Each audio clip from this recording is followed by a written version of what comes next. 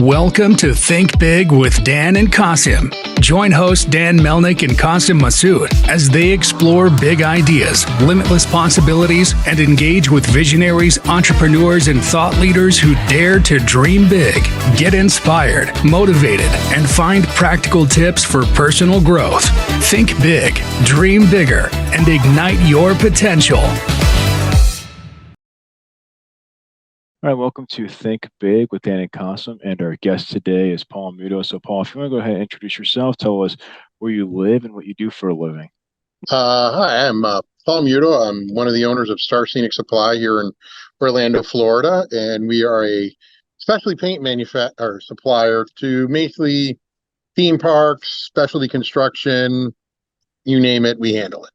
Awesome. So, how did you get the idea to start this business? Actually, a friend of mine started it. Orlando was becoming, it's about 1990s, was going to become Hollywood East. And my buddy was actually working for another company supplying a lot of the movie projects. And then his boss decided he was going to go into dinner theaters. And he was going to do an American Gladiator dinner theater, which was a complete fiasco, and just kept dumping money into it, doing whatever. And he saw the writing on the wall that this guy is just basically dumping all of his money into something that was failing. So out of necessity, he decided to open up Scenic. Years later on, I was friends with him, and we were both in the paint industry. So I asked him, I was joking around one day, Don, when are you going to retire? He goes, as soon as I can find somebody to buy this. And I was like, I am tired of working for everybody else. And so I bought him out. That was 2004. We went through a recession, pandemic, and still held on, and still growing to this day. So that's amazing. Yeah, we carved out a niche, and it's a very expensive niche. Awesome. So can you just talk more about that transition? I think, buying a company obviously is not easy. So what did that look like for you? I'm sure you probably got some help. You mentioned that it's like, a friend of yours. Like, what was that process like to actually buy the company and take it over? Well, I had been working in the paint industry for a while and decided you can either start your own, I can keep going from manufacturer to manufacturer, or go into something else. And I kind of wanted to stay in the paint industry. I really liked it. Everything I had done, and I've done everything from architectural to industrial to aviation coatings. I've always done something different. So when the opportunity came along, I was like, this gives me a chance to use everything that I know and keep right on doing it. And a lot of guys think, oh, well, we can jump in and do that. And I'm like, it's not easy. There's like, when I talk to my guys on the regular paint side, and they're like, oh, I had this difficult designer to work with. One, I got 4,000 to deal with. I got 20 guys over at Disney that I got to deal with. And even the new kids think they know more than their bosses. And it's like round and round and round. Why can't we do this? It's not going to work. It's failed 100 times before. It's not going to change. No, we want to do it. Not going to work. Going to tell you. Been doing it a long time. So, yeah, it was, but it was fun. And then I was actually very lucky about 15 years ago, bringing on a young gentleman, Taylor, who was going to join us for this meeting, but we're a little bit shorthanded today. Again, we've had guys out sick. And we were like, he really got into it and took his strengths, my strengths, and just went to town. And he's actually now one of my partners because of it. He sweated himself in, and that was probably the best business decision we made, was going, you know what? Let's make him a partner. Couldn't afford to buy in, but he's worked his way in, and he's done a hell of a job. And it's actually good because I'd like to see the business continue after I'm gone. Most of them fail. I'm watching a friend of mine's company who's been handed off to his kids, and it's going down. Nothing you can do about it, or the kids don't want it, so they hand it off to somebody else, and you just looked at your blood, sweat, and tears die on the vine. So, yeah. Yeah, that makes sense. So can you just talk more about that? You said it's a very specific niche that you work with. So can you just talk more about that? Who's like a typical customer for you? we deal in so much exotic coatings because we deal with the theme parks.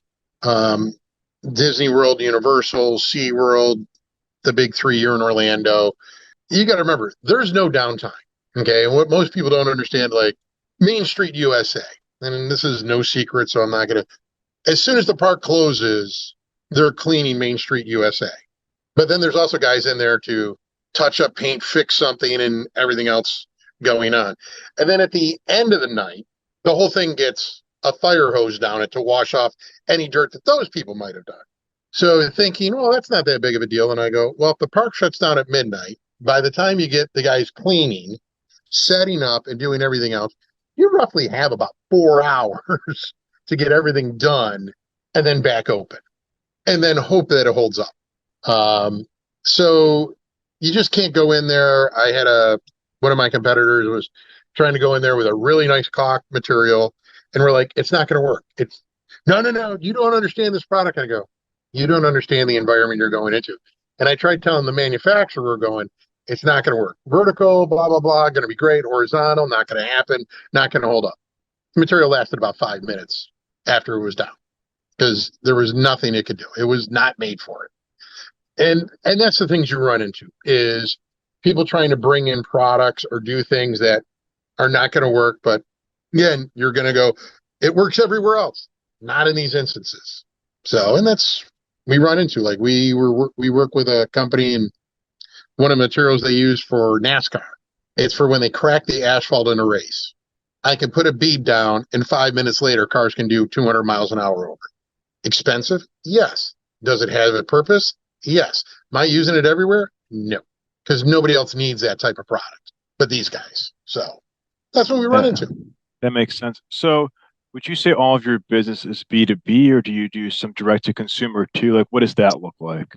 We do a little bit to some consumers, but most of our consumers know full well you are not buying a cheap product. You're not buying well, I can go get this same product from Sherwin's for like 20 bucks. Not happening.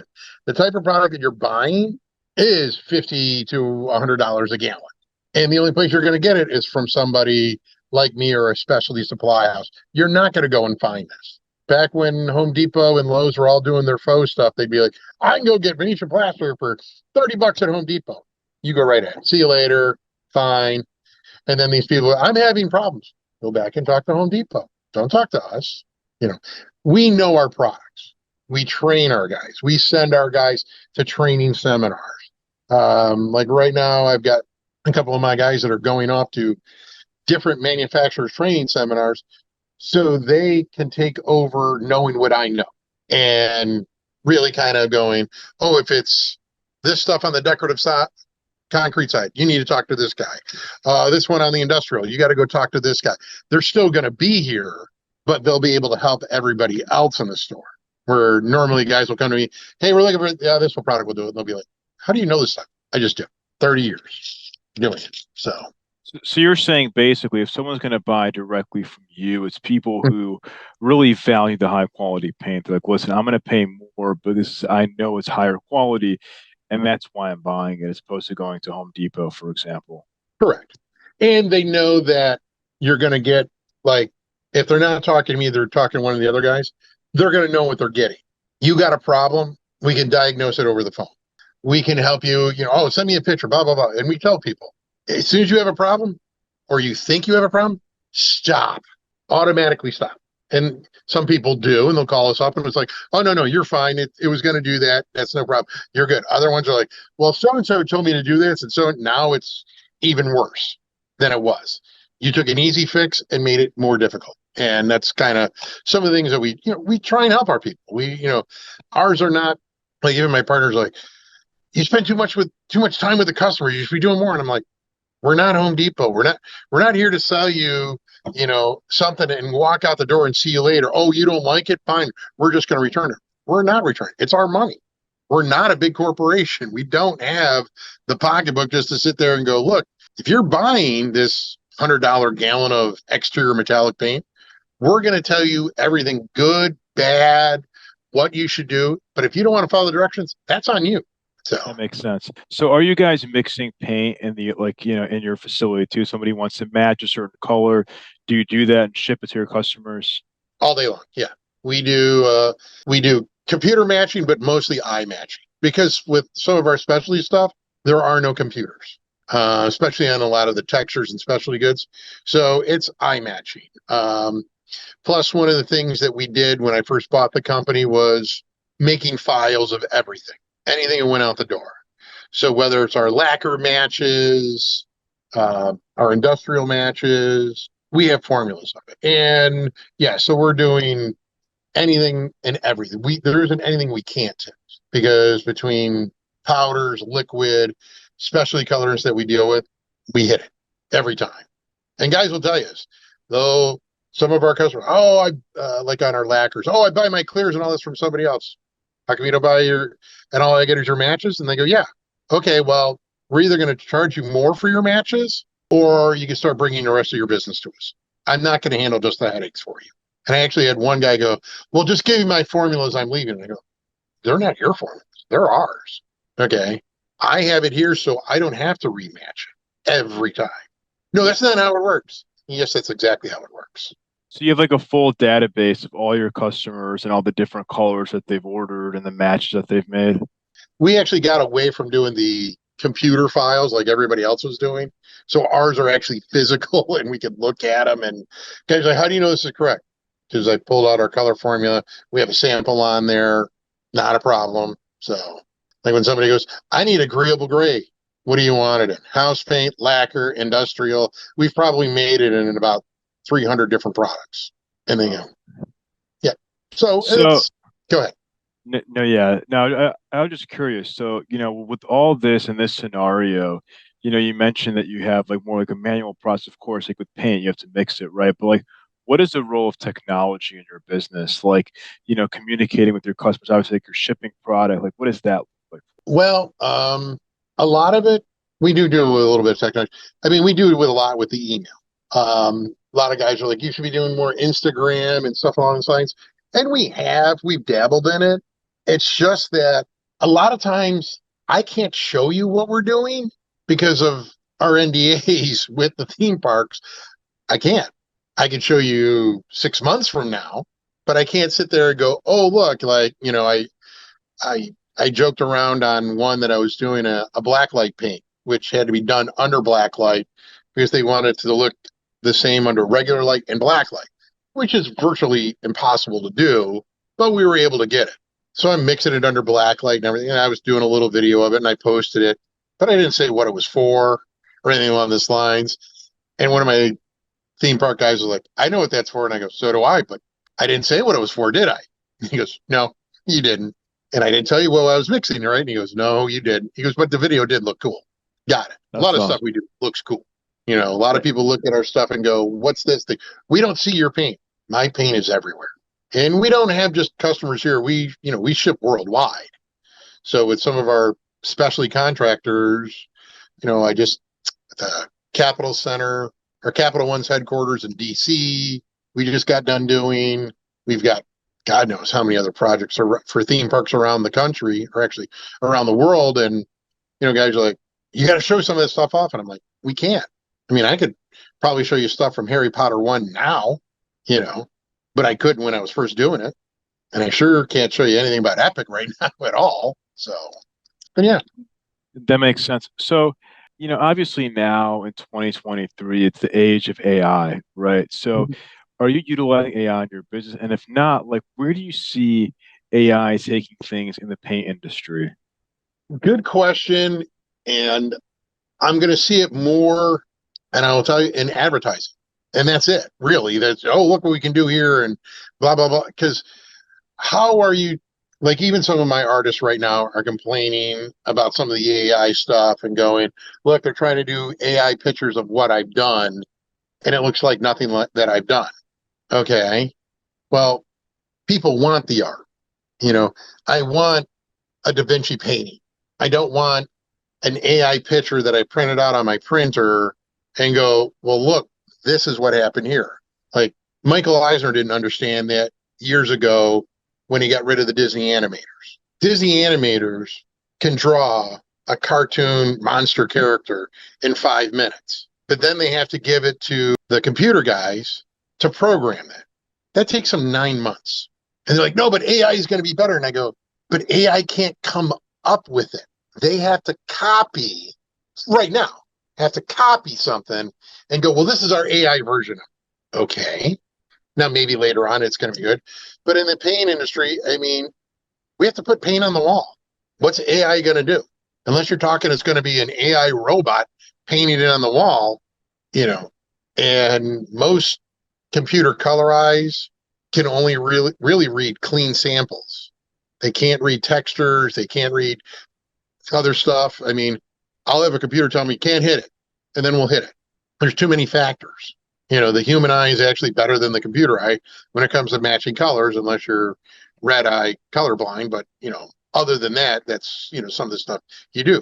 And like I said, even most of the computer color eyes are like, okay, I need to do this product. That color eye's never been set up for that product. Now what's it going to read? I don't know. It can't. Yeah. Where a human can look at it and go, fine, I'll take a formula for something else, something really kind of close, and I'll figure out from there. That's where AI is not, like I said, not going to do anything for us. Marketing, television, yes, fine. You know, would I like to see, you know, an AI John Wayne movie? Could be interesting, you know, see how it represents John, knowing full well from seeing all of his old movies, books, and everything, how the guy was. I'd be interesting to see how that is. So Yeah. No, I would say that, yeah, I mean, to your point, right, the technology's not there yet, but I could definitely see in a few years where the technology is, you know, up to par where it can do the paint matching and, you know, somebody can submit a color and say, okay, this is the exact color. I think that's the issue right now for sure. Technology's not there. That's a fact. But I think, you know, it's definitely something that may could be possible, whether it's 5, 10 years from now or, you know, sometime in the future. oh yeah, I mean, could be, yes. But let's take a look where everything's gone with most everything computer that you're looking at right now. I mean, with Amazon, what did Amazon do after they destroyed everybody in the market? Hey, we're going to open up stores. Didn't you start your business to kill brick and mortar? Yes. Turns out they can't do stores because now they're closing the stores. I get it. You know, like Yeah. there's certain things, like I said, like we go around and around with some of the people we were going over today. A customer came in and brought in a color and he goes, this doesn't match. Well, we match the color typically. Sorry, Amber Alert here in Palm Beach, 4 hours away. But it turns out the wall paint guy had the color match somewhere else. That color is not right. We showed him, we're like, here, ours matches the color. Well, I need it to match the wall. And I go, well, you needed to bring us the wall paint. That makes sense. How's that my fault? Yeah. Okay, same exact thing. And you got to remember, with most paint manufacturers, the machines have to be calibrated every day. Not everybody does that. Most guys don't even check the colors when they go out the door. So they don't even know if the machine is actually off and go from there. So, Yeah. What would you it'll be say is the interesting. Yeah, I was just curious, like, what would you say is the biggest challenge that you're facing now in the business? I mean, obviously, like you mentioned that you know able to overcome like a recession and pandemic and everything, but I guess like right now in 2023. Well, probably the biggest problem that I could say is going on in our industry is now that yellow freight went out of business, it screwed up. I think that they had like 20% of the freight in the United States, and it just shut down. So everybody is scrambling. All the other things are getting delayed. Costs are going up. I mean, I'm getting all the announcements from all of the distributors and manufacturers. Freight pricing is going up. We can't keep up. You know, and that's probably the biggest challenge right now because not everything I have is readily available. I mean, I have stuff coming from California, Canada, warehouses around the United States, and I'm counting on that. And they're all backed up because 20% of the freight in the United States just stops. You know, you got UPS drivers fighting for their pay. FedEx is probably going to do the same. The cost of freight's going to go up. which means the cost of everything else is going to go up because we all have to include it. There's no matter, forget the cost of gas, but probably the biggest problem right now in all of industry on the paint side is freight. That makes You don't know if sense. you're going to get it or not. Yeah. So what would you say is the bigger vision? I mean, in terms of the goal, the next like year or two, even a few years for the company. I mean, you mentioned obviously you have a lot of big contracts. So are you more focused like on the B2B side, maybe trying to get some other big contracts or B2C? Like where you really focus on in terms of growth? Ours, I'm lucky I'm in an industry that tries to outdo each other every day. So between Disney, Universal, those two going at it, here, Epic is 6 billion. Iger announced a couple of months ago we're going to spend 17 billion. Happy for you guys. Keep right on going because the commitments are going to be there. Whether Disney's sold off or they're going to fix everything, the revenue's there. But also is we, with our customer base around the world, and it's not only just theme parks or the movies or television, it's hotels, it's malls, corporate offices. Things are just picking up, and they're like, we need this. We can't find it. Call these guys. They got it. Or they can get their hands on it. Why? I don't know. But they call us, and everybody's like, you should do more advertising. It takes time to train our guys. You can't just come in here and know what you're doing. There's no way. I've hired them. I've hired guys from Sherwin-Williams and PPG and other stores, and they've been here about a week, and they just want to go right back to corporate going, you know what? Let me make another 100 gallons of off-white. Just shoot it and go. We know we have to be exact. So Yeah, that makes sense. What would you say is the one biggest piece of advice that you wish you knew before you took over as owner of this company? um good question. Uh that's actually a tough one. What would I have given myself? I would have probably said find a good number two in the very beginning. I mean, I had a number two guy and he was good, but not like Taylor is. If I could have had Taylor earlier, that probably would have helped with some stuff in the beginning. But other than that, yeah, that's probably about it. Because again, you're only as good as your people. And So, if you don't have good people, it doesn't matter. And I can tell you that from experience. I couldn't take a 3-day weekend in the very beginning because I had guys that just couldn't handle it.